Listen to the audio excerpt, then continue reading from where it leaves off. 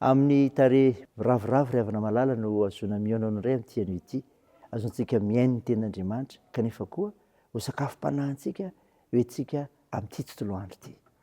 Ho aminareo ny fahasoavana sy ny fiadanana avy amin'Andriamanitra ray sy Jesosy Kristy tomponsika, izay nanolotra ny tenina noho ny fahotantsika, hanafana antsika amin'izao mpiarabelona ratsy fanahy zao araka ny sitrapon'Andriamanitra raintsika. Amen. Alarobia 10 Jolay 2022 imanjina antsika ny lohateny manao hoe miaraha mandeha amin'ny tompo Andriamanitra aho. Andeha riavana hideran'Andriamanitra isika. Andriamanitra, Andriamanitra ianao, mitady anao fatratra aho, mangety etanao ny fanahiko, maniry anao ny nofoko. Eto amin'ny tany maina sy mangetana tsy misy rano. Toy izany nijereko anao tao amin'ny fitoerana masina, hahitako ny herinao sy ny voninahitra aho. Fa tsara noho ny aina ny famindramponao, ny molotro hideranao. Toy izany nisaoraka anao raha mbola velona koa aho. Amin'ny anaranao nandratako ny tanako, toy ny vokitsoka sy tavy ny fahavikisan'ny fanahiko, ary hamolotra falifaly nideran'ny vavako anao. Amen.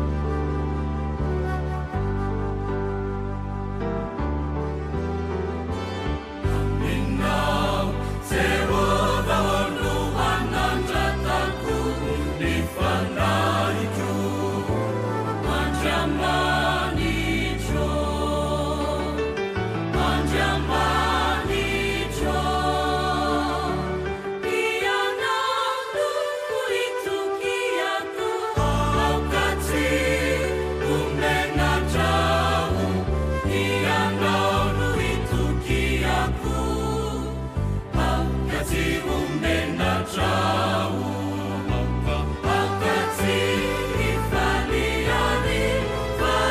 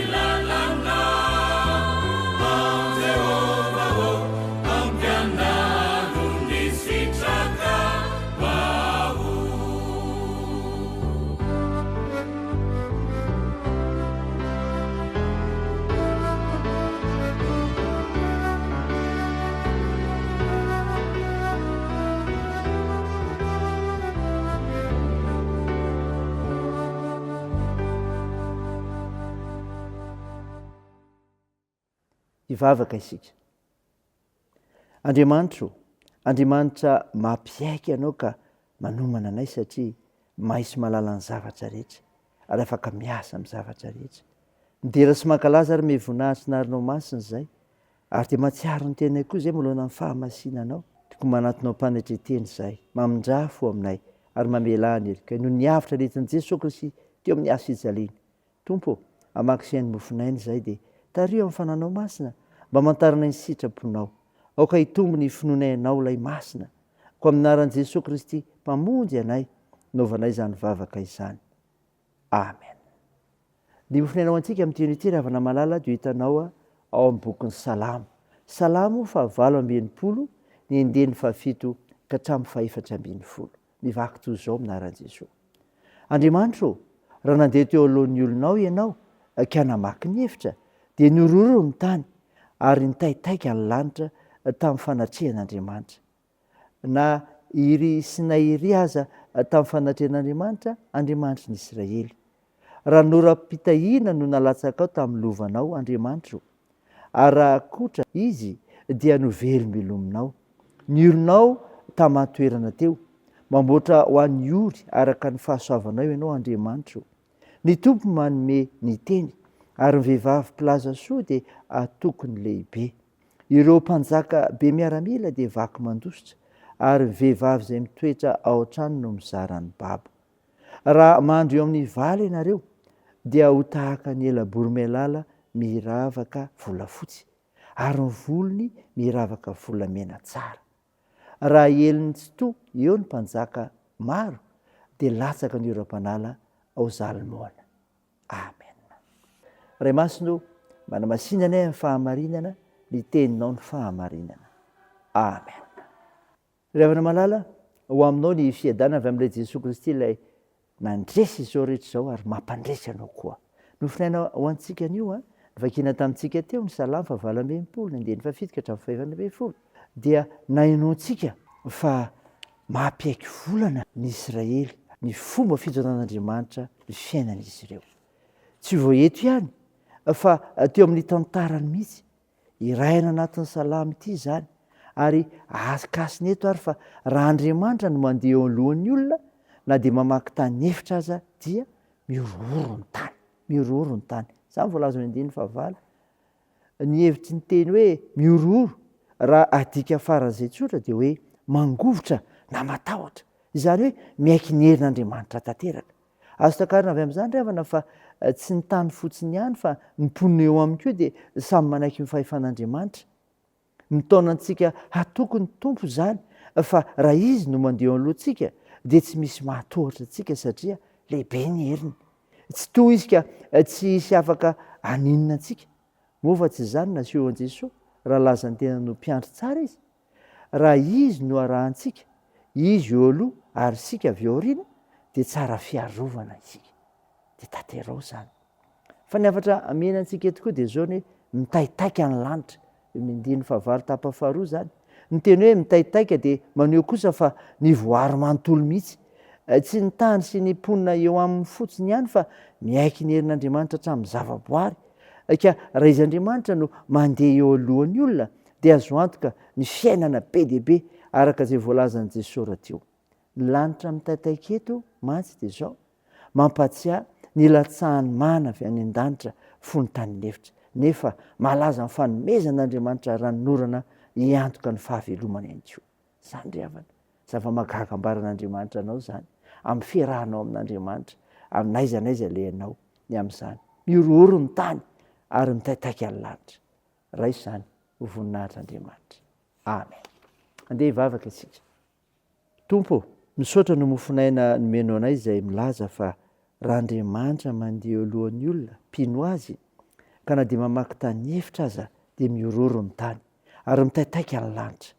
Mivavaka aminao ary izahay, ametraka azo asa fidina filazany tsara ny fitiavanao anay izao sy ny hazakazaka masina tanterahan'ny fiangonana ka hita inao ireo tompona andraikitra rehetra amin'ny fiangonan'i Jesosy Kristy eto Madagasikara manomboka hatrany amin'ny filohan'ny FJKM, ny révérend Iraka Andriamasoami, ireo birao mpiandraikitra foibe, ny mpiandraikitra foibe, ireo mpiasa iombonana rehetra, ireo président sodary sy ny sodapartany entiny, fitandremana misy ireo mpitandrina tsiraray sy ny asa fitoriana ny filazantsara amin'ny endriny rehetra, eny mpino isam-batan'olona mba handeha eo alohanao Andriamanitra, menao hery, menao fahasalamana, finoana, matanjaka haizana mijoro vavolombelonao ary ny fiarovana ireo. Mety manateraka ireo vina ny fiangonanao. Ka tokisay mifampitsinjo amin'izay atao iseho ny voninahitra ao Andriamanitra, amin'ny fanekenao hamonjy izao tontolo izao amin'i Jesosy Kristy. Vavaka aminao izay Jesosy, fotoana fahatsiarovana nanomezana ny fiainanao ho anay izany, satria ambarany lo hevitra omenanay amin'ity indray, fa mila mandeha miaraka aminao izay amin'ny fotoana rehetra, na aiza na amin'inona na amin'inona. Jesosy, perakeo-pelantananao izany, mivavaka aminao izay ao amin'ny firenenay, mba haianaraka anao tokoa, haiaraka aminao koa, ka hiasa mahery ny fananao masina eto amin'ity nosina ity hatanteraka an'izany. Tompo, sitrandro marary, komenao fanantenana, toany ny asa fitsaboana, ampirezinao izay azony manjo, ary vonjeo ny maresoikiola ary resahirana. Tao io ny fihazakazana eny amin'ny asa mandrara, ny fianarana, tokantrano, ary ny fikasana rehetra. Ny vavakay dia taony amin'ny anaran'i Jesosy Kristy mpamonjy anay, ilay efa nampiandriny koa ny vavaka manao hoe: raha nay eo izay any an-danitra, ao masinany eny anaranao, ho tonga ny eny fanjakanao, atao any sitraponao ety an-tany ho tahaka ny an-danitra.